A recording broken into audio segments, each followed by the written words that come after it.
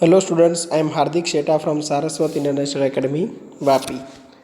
आज हम standard 9 subject science chapter number 3 atoms and molecules को आगे बढ़ाएंगे। तो आज का टॉपिक है एटॉमिक मास। ठीक है, अब देखो एटम का मास हमें कैलकुलेट करना था। अब उस टाइम पे तो उतनी ज़्यादा अच्छी टेक्नोलॉजी भी नहीं थी। ठीक है, तो एटम का मास हम मेज़र कैसे करें, वो एक बहुत बड़ा क्वेश्चन था। ठीक है, तब वो कैसे हमने मेज़र किया उसके रिलेटेड आपको यहाँ पे सब कुछ दिया हुआ है, तो अच्छे से ध्यान से पढ़ना। ठीक है, हमने एटॉमिक मास सभी एटम्स का एक दूसरे के साथ कैसे कंपेयर किया। The most remarkable concept that Dalton's atomic theory proposed was that the atomic mass, according to him, each element had a characteristic atomic mass. हर एक एलिमेंट के पास अपना अपना कैरेक्टरिस्टिक एटॉमिक मास है। कैरेक्टरिस्टिक एटॉमिक मास मतलब क्या, कि कोई भी एलिमेंट है जो सबसे फंडामेंटल पार्टिकल से बना हुआ है, वो फंडामेंटल पार्टिकल का मास वो एक फिक्स होता है। मतलब फिर हर एक एटम के लिए एलिमेंट के अंदर जितने भी एटम्स है सभी का मास सेम रहेगा। The theory could explain the law of constant proportion so well that scientists were prompted to measure the atomic mass of the atom. ठीक है, लॉ ऑफ कांस्टेंट प्रोपोर्शंस वो क्या है, वो हम प्रीवियस चैप्टर में पढ़ चुके हैं। जैसे कि H2O है, तो हमने देखा था कि हाइड्रोजन के 2 मॉलिक्यूल्स और ऑक्सीजन का एक, हाइड्रोजन के 2 एटम और ऑक्सीजन का एक एटम कंबाइन होके फिर बनता है। ठीक है, और जो मास का रेशियो था, मास ऑफ हाइड्रोजन और मास ऑफ ऑक्सीजन का रेशियो जो था वो भी हमें सेम मिलता था। तो वो लॉ ऑफ कांस्टेंट प्रोपोर्शन यहाँ पे ये थियरी अच्छे से एक्सप्लेन कर पाती थी। कौन सी, एटॉमिक मास वाली। ठीक है, since determining the mass of an individual atom was a relatively difficult task. एक एटम का अलग से मास मेजर करना बहुत ही डिफिकल्ट था। Relative atomic masses were determined using the law of chemical combination and the compounds formed. हमने क्या किया, रिलेटिव एटॉमिक मास फाइंड किया। रिलेटिव एटॉमिक मास फाइंड करने का मतलब क्या है, समझो कि नॉर्मल हमारे जो डेली लाइफ में हम यूज़ करते हैं ऐसे तराजू होते हैं। ठीक है, तो हम यहाँ पे क्या करते हैं, तो हम यहाँ पे दो साइड से ये जो तराजू है उसको बैलेंस करने की ट्राई करते हैं। यहाँ पे सपोर्ट दिया होता है। ठीक है ना, अब सपोज आपके पास आयन का एक ब्लॉक है और यहाँ पे आपके पास कॉइन है। आप देखना चाहते हो कि कितने कॉइन का मास आयन के बराबर होगा, तो यहाँ पे आपने ब्लॉक रख दिया और यहाँ पे बहुत सारे कॉइन्स को रख दिया।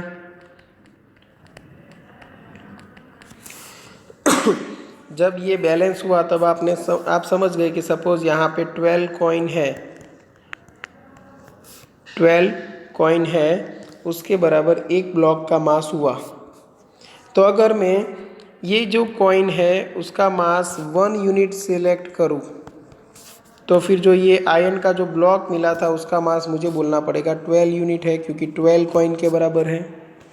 ठीक है ना, तो ऐसे हम कंपेयर कर सकते हैं और हमने कंपैरिजन स्टार्ट की। ठीक है, तो देखो आगे क्या हुआ। Let us take the example of compound carbon monoxide CO। याद रखना, मोनो मतलब सिंगल। अगर एक ही एटम है, अगर एक ही एटम है कार्बन के साथ तो हम बोलेंगे कार्बन मोनोऑक्साइड। डाई मतलब दो, तो अगर CO2 है तो हम बोलेंगे कार्बन डाइऑक्साइड। मतलब मोनो ऑक्साइड और यहाँ पे डाई ऑक्साइड, इसलिए बना कार्बन डाइऑक्साइड, यहाँ पे बना कार्बन मोनोऑक्साइड मतलब मोनोऑक्साइड। ठीक है, तो हमने एग्जाम्पल लिया है कार्बन मोनोऑक्साइड का, formed by carbon and oxygen, carbon और ऑक्सीजन से की हेल्प से बना है carbon monoxide. It was observed experimentally that 3 gram of carbon combines with 4 gram of oxygen to form CO। Carbon monoxide बनने के लिए हमने ये देखा है कि 3 ग्राम कार्बन यूज़ होता है, तब ऑक्सीजन कितना यूज़ होता है, 4 ग्राम। तो अभी हमने क्या किया, हमने एक एक एटम को नहीं बट एक साथ पूरी मैटर को ही डिवाइड कर दिया कार्बन एंड ऑक्सीजन में, और ये दोनों मिलके बनता है 7 ग्राम कार्बन मोनोऑक्साइड। तो अभी हम इन दोनों के अलग अलग एटम के मास को कंपेयर कर सकते हैं। जैसे अगर मैं बोलूँ कार्बन का जो मास है वो 1 यूनिट है, तो आप क्या लिखोगे, 1 यूनिट, सॉरी आप लिखोगे 3 ग्राम इक्वल टू 1 यूनिट। 3 ग्राम को हमने क्या बोल दिया, 1 यूनिट। तो ऑक्सीजन के लिए 4 gram equal to how much, तो ऑक्सीजन के लिए आप बोलोगे 3 डिवाइड बाई 4 यूनिट, है ना। तो ऐसे आप कंपेयर कर सकते हो। ठीक है, इसलिए यहाँ पे in other word carbon combines with 4/3 times its mass of oxygen. 4/3 times क्यों, क्योंकि यहाँ पे देखो 4/3 यू आया जब हमने कार्बन को रखा था 1 unit. Suppose we define the atomic mass unit, okay, atomic mass unit, तो पहले हम लिखते थे AMU से, पहले हम दिखाते थे AMU से, but according to latest IUPAC recommendations, IUPAC हमें पता है क्या था, लास्ट लेक्चर में ही देखा था। ठीक है, it is now written as U। अभी हम उसको किससे डिनोट करते हैं, U से। और U क्या है, U क्या है, तो U है यूनिफाइड मास। एटॉमिक मास यूनिट को हम क्या बोलते हैं, यूनिफाइड मास, और उसको किससे डिनोट करेंगे, U से। As equal to mass of 1 carbon atom. ठीक है, अगर मास ऑफ 1 कार्बन एटम को हम 1 यूनिट मास ले ले तो ऑक्सीजन का मास बनेगा 3/4 यूनिट। ठीक है, ये आपकी टेक्स्ट बुक में पीछे लिखा हुआ है। ओके ओके, तो फिर हमने सभी के साथ अगर कंपेयर किया तो फिर जो मास आने लगा सभी का वो इंटीजर नंबर में नहीं था, होल नंबर अगर होता, सपोज एक का मास 1 है, एक का 4 है, एक का 8 है, तो समझने में एकदम इजी रहता। इसलिए फिर हमने क्या किया, धीरे धीरे एटॉमिक मास यूनिट के कंसेप्ट में हमने चेंजेस लाना स्टार्ट कर दिया। ओके, तो सबसे पहले हमने यूज़ किया ऑक्सीजन को। आपके टेक्स्ट बुक में आप पढ़ोगे वर्ड टू वर्ड तो आपको पता चलेगा।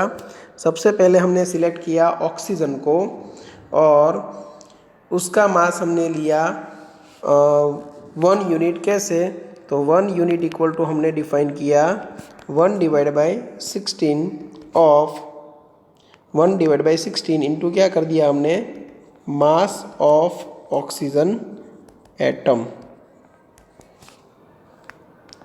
ठीक है, क्योंकि हमने उसको सीधा कंपेयर किया था ऑक्सीजन को हाइड्रोजन के साथ।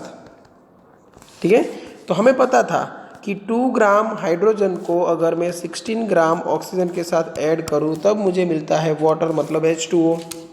तो मतलब यहाँ पे HO है, तो मैं यहाँ पे 1 देखो 2 ग्राम हाइड्रोजन था ना, तो 1 मैंने सेपरेट कर दिए और ऑक्सीजन के लिए रख दिया 16।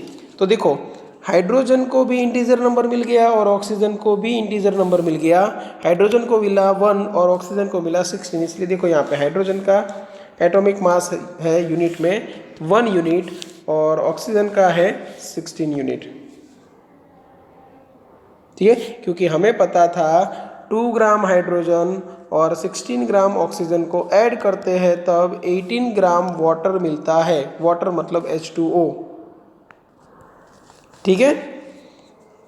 और ऑक्सीजन को ही क्यों सिलेक्ट किया गया, क्योंकि ऑक्सीजन ऐसा एक एलिमेंट था जो बहुत सारे एलिमेंट्स के साथ कंपाउंड बनाता है रिएक्शन करके, ठीक है। फिर 1961 में यूनिवर्सली हमने एक्सेप्ट किया कार्बन 12 आइसोटॉप को, ठीक है। कार्बन जिसका मास है 12, यहाँ पे ऊपर लिखते हैं, ठीक है। उसको हमने as a neutral atom select किया और फिर हमने 1 यूनिट ऐसे डिफाइन किया, 1/12 into mass of carbon atom, ठीक है। और ये बना final universally accepted value of 1 unit. और यहाँ पे जो C है वो कौन सा है, C12 isotope of carbon. Carbon के बहुत सारे फॉर्म्स है, उसमें से कोई एक फॉर्म, ठीक है। तो यहाँ पे हमें एक्चुअली लिखना पड़ेगा mass of C carbon 12 atom,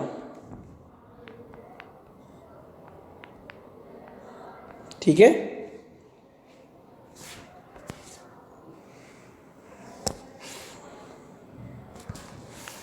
चलो आएगा समझ में। C12 लिखने के लिए C के ऊपर ऐसे 12 लिख दो तो भी चलेगा, ओके। तो 1 यूनिट मास आपको पता चल गया, ठीक है। फिर एक फ्रूट सेलर का एग्जांपल दिया हुआ है, जैसे कि एक वाटरमेलन है और वाटरमेलन का मास आपने ले लिया 12 यूनिट। आपने क्या कर दिया, वाटरमेलन का मास ले लिया 12 यूनिट, फिर उसके आपने 12 ऐसे पार्ट्स बना दिए, ठीक है। कितने पार्ट्स बना दिए, 12। तो जो छोटे छोटे पार्ट है उसका 1 यूनिट का मास हो गया, क्योंकि हमने 12 डिवीज़न किए हैं। फिर एक जो उसमें से जो पार्ट बनेगा पीस, उसका मास आप 1 यूनिट ले सकते हो। फिर 1 यूनिट के साथ बाकी सारे एटम्स को कंपेयर कर दो, मतलब बाकी सारे फ्रूट्स को कंपेयर कर दो, ठीक है। तो फिर धीरे धीरे हमें सभी एटम्स की वैल्यू पता चल गई, सभी एटम्स के एटॉमिक मास पता चल गए। क्यों, क्योंकि हमें कार्बन एटम का मास पता था और बाकी सारे को कार्बन के साथ हमने कंपेयर किया, क्योंकि कार्बन भी ऐसा एक मटेरियल है जो ऑलमोस्ट सभी टाइप के एलिमेंट्स के साथ रिएक्शन देता है। ऑलमोस्ट मैंने कहा है अप्रॉक्स, ठीक है। 100% नहीं बोल सकते, but most of the elements के साथ वो बॉन्ड बना के जुड़ता है। तो अभी कुछ एटॉमिक मासेस आपको यहाँ पे स्क्रीन पे दिए हुए हैं, ठीक है। याद रहे तो याद रखने की ट्राई करो, ओके। उतना ज़्यादा टेंशन मत लो, आपसे अगर पॉसिबल हो सके तो याद रखने की कोशिश करो, ठीक है। धीरे धीरे याद रह जाएगा, ऐसा नहीं कि आज मैंने पढ़ाया है आज ही याद रख लेना है, बट आप टारगेट रखो कि विदिन 7 डेज में ये याद रखने की कोशिश करूँगा या करूँगी, ठीक है।